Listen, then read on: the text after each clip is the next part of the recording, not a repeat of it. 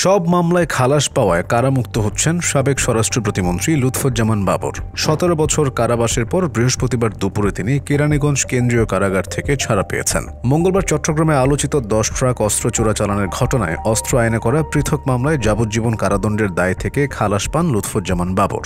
বিচারপতি মোস্তফা জামান ইসলাম ও বিচারপতি নাসরিন আক্তারের সমন্বয়ে গঠিত হাইকোর্ট বেঞ্চ এই রায় ঘোষণা করেন। এই রায়ের মাধ্যমে বাবর তার বিরুদ্ধে করা সব মামলা থেকে খালাস পান। ফলে বাবরের কারামুক্তিতে আর কোনো বাধা নেই। নেত্রকোনা 4 আসনের বিএনপির সাবেক সাংসদ লুৎফুজ্জামান বাবরের মুক্তির খবরে বিএনপি নেতাকর্মী, স্বজন ও এলাকার মানুষের মাঝে এক ধরনের আনন্দ উচ্ছ্বাস তৈরি হয়েছে। তার নির্বাচনী এলাকা ছাড়াও ময়মনসিংহ, নেত্রকোনায় অসংখ্য তোরণ নির্মাণ করা হয়েছে। নেতার মুক্তির খবরে এলাকা থেকে দলে দলে লোকজন ঢাকায় এসেছেন। কারামুক্তির পর কারা ফটক থেকে বাবরকে বরণ করার জন্য প্রস্তুত ছিলেন তারা। লুৎফুজ্জামান বাবরের মুক্তির মধ্য দিয়ে ভাটি বাংলা তথা বাংলাদেশের গণমানুষের আকাঙ্ক্ষা পূরণের পথ প্রশস্ত হবে বলে আশা প্রকাশ করেছেন তার স্ত্রী তাহমিনা জামান শ্রাবণী। তিনি বলেন, দীর্ঘ 17 বছর পর আদালতের রায়ে ন্যায় বিচার প্রতিষ্ঠিত হয়েছে। দেশের জনগণ তার মুক্তির জন্য অধীর আগ্রহ নিয়ে অপেক্ষা করে আছে। তিনিও জনগণের কাছে ফিরতে উদ্গ্রীব হয়ে আছেন। মঙ্গলবারের রায়ের আগে 18 ডিসেম্বর 10 ট্রাক অস্ত্র চোরাচালানের বিশেষ ক্ষমতা আইনের চোরাচালান মামলায় মৃত্যুদণ্ড থেকে লুৎফুজ্জামান বাবর সহ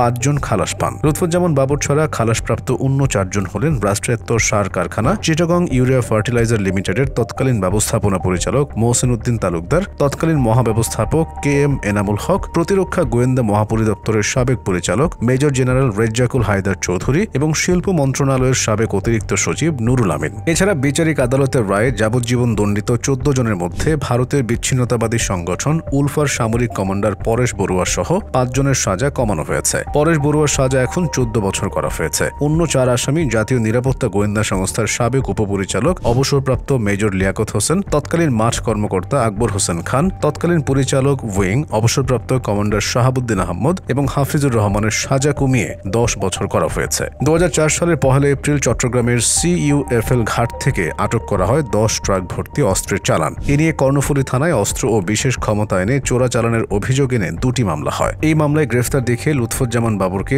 78 দিন রিমান্ডে রাখা হয়। তার আইনজীবী জানান, রিমান্ডে নিয়ে লুৎফুজ্জামান বাবরের উপর নির্যাতন চালিয়ে স্বীকারোক্তিমূলক জবানবন্দি আদায়ের চেষ্টা হয়। রিমান্ড নিয়ে তৎকালীন প্রধানমন্ত্রী খালেদা জিয়া এবং তার বড় ছেলে তারেক রহমান এই ঘটনায় জড়িত মর্মে স্বীকারোক্তি আদায়ে ব্যর্থ হয়ে পুলিশ তাকে রাজসাক্ষী হওয়ার প্রস্তাব দেয়। তাতেও তিনি রাজি হননি। হাইকোর্ট শুনানিকালে এসব বিষয় বিবেচনায় নিয়েছেন। 2014 সালের 30 জানুয়ারি চট্টগ্রাম মহানগর দায়রা জজ আদালত এবং বিশেষ ট্রাইব্যুনাল একই দিনে 2টি মামলা রায় দেন। বিচারিক আদালতের রায়ে সাবেক শিল্পমন্ত্রী ও জামায়াতে ইসলামীর তৎকালীন আমির মতিউর রহমান নিজামী, সাবেক স্বরাষ্ট্র প্রতিমন্ত্রী লুৎফুজ্জামান বাবর, উলফা নেতা পরেশ বড়ুয়া এবং 2টি গোয়েন্দা সংস্থার ঊর্ধ্বতন কর্মকর্তা সহ 14 জনকে মৃত্যুদণ্ড দেওয়া হয়। এরপর আসামিদের ডেথ রেফারেন্স হাইকোর্টে আসে। দণ্ডিত 12 জন পৃথক আপিল করেন। মামলায় আসামিদের ডেথ রেফারেন্স ও আপিলের উপর 6 নভেম্বর হাইকোর্টে শুনানি শুরু হয়। পরে একজন মারা যাওয়ার কারণে 4 জনের আপিল পরিসমাপ্তি ঘোষণা করেন হাইকোর্ট। 2007 সালের 28 মে আটক হন লুৎফুজ্জামান বাবর।